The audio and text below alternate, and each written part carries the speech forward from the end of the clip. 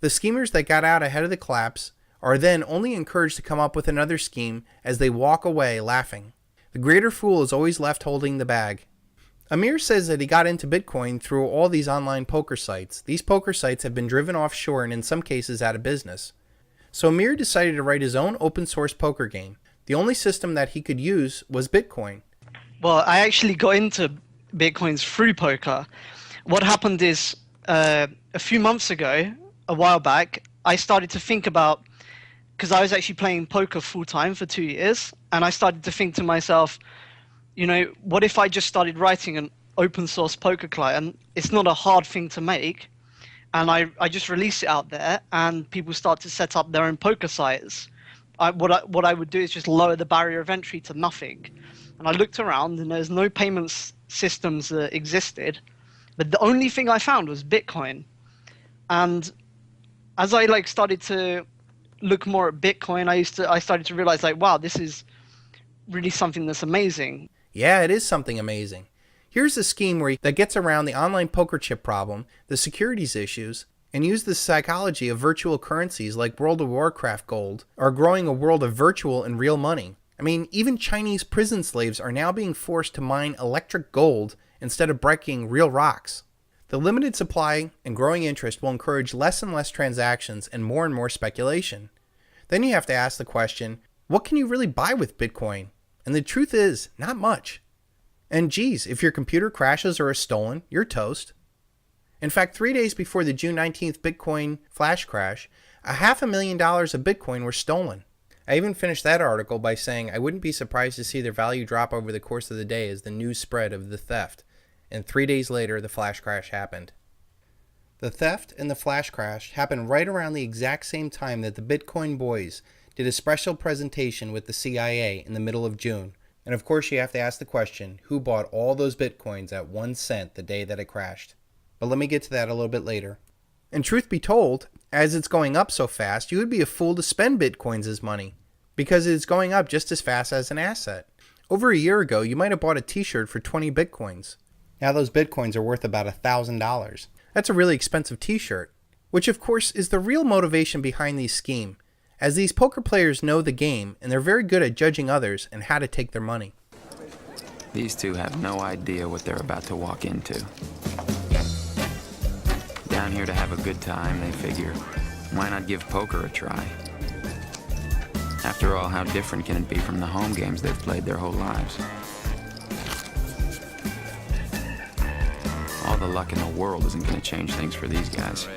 They're simply overmatched. We're not playing together, but then again, we're not playing against each other either. It's like the Nature Channel. You don't see piranhas eating each other, do you?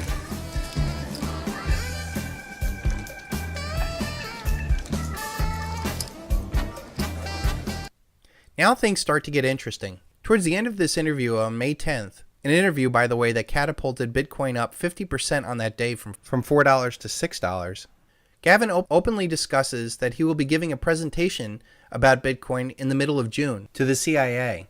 Has the FBI called you guys, the CIA? Have your phones been tapped? Actually, I'll be giving a presentation talking about Bitcoin at the CIA, at CIA headquarters in Langley, Virginia, in the middle of June.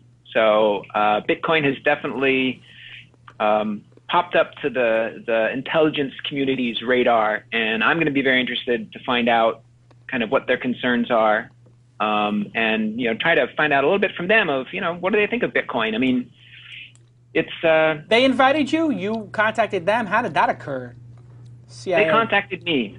Really? So how does that occur? You get a phone call and it's like, "Hi, this is Jason from the CIA. Would you mind coming down here and telling us about your open source project?"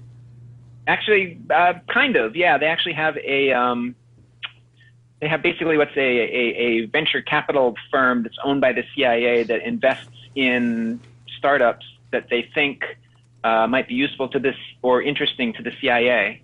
So this, I know it. Person from In-Q-Tel. In-Q-Tel, that's them. So In-Q-Tel was the intermediary. Yep, they're the intermediary, and they I believe they have something to do with organizing. They have an emerging technology conference they put on for the intelligence community. And this year, they're talking about money, so they're very interested in Bitcoin. And I'll When is go that? and When is that? that's the middle of June. The fact that this is not the FBI, Department of Justice, or SEC that would handle criminal or securities issues make me wonder if something's even more nefarious at play here. He is going to speak in front of the venture capital firm of the CIA called In-Q-Tel. For those of you that don't know, In-Q-Tel is a private company that specializes in high-tech companies that are of great use to the intelligence community. I believe that In-Q-Tel is the real power behind the powerhouses such as Google and Facebook. I've always doubted that the guys like the Google boys and Zuckerberg could have pulled off such tremendous feats without huge teams working behind the scenes. I mean, after all, if a government or an elite wanted as much information on its slaves as possible to control them, they could, in the past, assign teams of agents to work many hours interviewing and digging through files, or they could set up systems that would allow instant access across many platforms like the Promise program or Carnivore. We see from the recent census that many people are very uncomfortable about giving away their private information to a government. But through programs like Facebook and Google, people are willingly giving away the farm because they feel safe.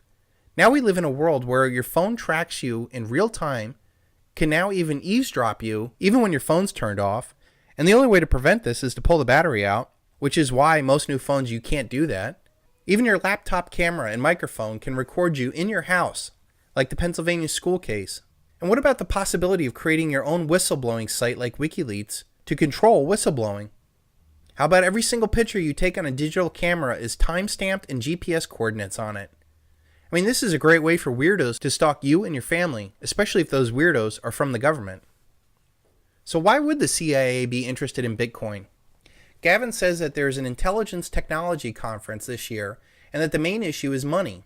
He says, yeah, they're very interested in money. I'll cover another aspect of this with Jim Rickards and his currency wars and a call for a gold standard and what I believe is the next Hegelian dialectic. The CIA is probably very interested in money because they know the dollar is going to collapse and that all their power is derived off of that dollar. So now they're probably looking for alternatives to keep their power going. And I'm of the opinion that there's a huge black ops part of the government with huge interest in illegal activities like drug importation from Afghanistan. I mean, after all, the poppy production has increased many fold since we've taken it over and the Taliban put a stop to it. So could Bitcoin be used as an alternative currency outside the banking system and those pesky politicians and regulators, like the ones that recently busted HSBC for laundering drug money? The same HSBC that was created from the Opium Wars?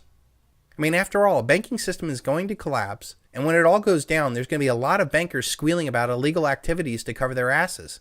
So far, Bitcoin is a Ponzi scheme at best, or a CIA-controlled scheme at worst. These highly intelligent, forward-thinking guys are trying to find a way to deal with this new paradigm. Collapsing dollar, freedom movement, hacktivism, blowbacks from decades of illegal and immoral activities. It is too bad that these guys don't listen to the oath that they took to preserve and protect the Constitution. Maybe they think that technologies like Bitcoin can serve as a model for a new dollar. Or maybe that they're using it to set up schemes that a fascist corporate power can use currency to collapse the dollar.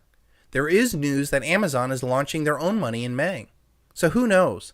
All I know is that this will not end well. After the world gets screwed by the digital fiat illusion of the dollar, backed by the largest and most powerful empire, do you really think people are going to trust another digital currency? Especially when the lights go out? The dollar with all of its flaws is still a better currency than Bitcoin, because you can pay all your real expenses like housing, transportation, energy, food, entertainment, schooling, medical care. Bitcoin cannot, and is simply a Ponzi scheme wrapped in a techie's dream.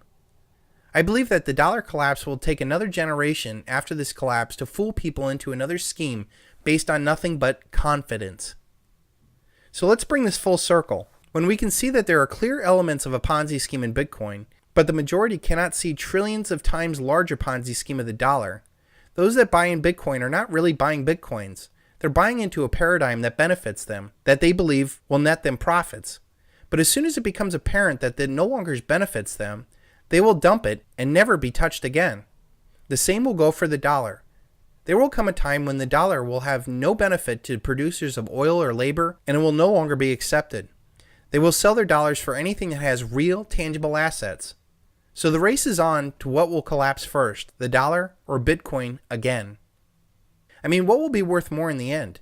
A digital Ponzi scheme currencies or real assets like silver? I only stack silver because it has been used in more times and more societies throughout 6,000 years of history as money. In fact, silver and money are synonymous in many languages. Silver is a highly undervalued real asset and the second most useful commodity next to oil that just so happens to be way below its real and nominal high set 30 years ago after quadrillions of dollars have been put into this world market and the whole world is opened up to globalism. And we are, for the first time in history, not tied to any real assets, and the largest global fiat currency war is just about to begin. As a libertarian, I don't care what people do in private. I'm just tired of people trying to push their Bitcoin on me, which is why I created this video. I think competition in currency is the answer, and if cryptocurrencies are in the mix, then people will do what they will. But ahead of the single largest event in human history, and the largest wealth transfer from intangible paper digital assets to real tangible assets, you can have your hashtags and bitcoins. As for me, I will stick to cold hard cash. And one final thought that no one can get around. When a few get something for nothing, at some point in a zero-sum game, most will get nothing for something.